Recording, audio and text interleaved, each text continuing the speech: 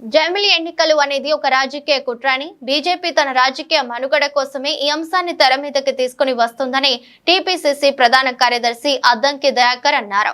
జమిలి ఎన్నికల అంశంపై ట్విట్టర్ వేదికగా వీడియో విడుదల చేసిన ఆయన బీజేపీపై తీవ్ర విమర్శలు చేశారు. జమిలి ఎన్నికలు అనేది బీజేపీ తన రాజకీయ మనుగడ కోసమే చేయాలని చూస్తుందని, ఇది ప్రాంతీయ పార్టీలను, వాటి ఆధ్వర్యంలో ఏర్పడ్డ ప్రభుత్వాలను, ప్రతిపక్షాలను, ముఖ్యంగా కాంగ్రెస్ పార్టీని లక్ష్యంగా చేసుకుని ఈ ప్రతిపాదన తీసుకొస్తుందని మండిపడ్డారు.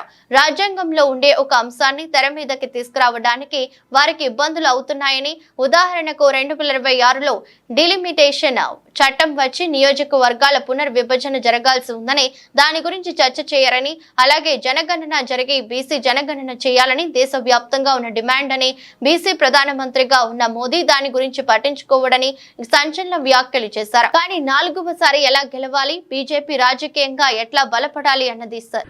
జమిలీ ఎలక్షన్స్ అనేవి బీజేపీ తన రాజకీయ మనుగడ కోసం అటు ప్రాంతీయ పార్టీలను, వాటి ఆధ్వర్యంలో ఏర్పడ్డ ప్రభుత్వాలను, తర్వాత ప్రతిపక్షాన్ని, ముఖ్యంగా కాంగ్రెస్ పార్టీని లక్ష్యంగా చేసుకొని అలా ఆ ప్రతిపాదన తీసుకొస్తున్నది. అంటే ఒక కాన్స్టిట్యూషన్లో ఉండే ఒక అంశాన్ని తెర మీదకి తీసుకురావడానికి మాత్రం వాళ్ళకి ఇబ్బందులు అవుతాయి. ఎగ్జాంపుల్, ఇప్పుడు డీలిమిటేషన్ యాక్టివేట్ కావాలి. 2026లో డీలిమిటేషన్ చట్టం వచ్చి పునర్విభజన నియోజకవర్గాల పునర్విభజన జరగాలి. దాని మీద చర్చ ఉండదు.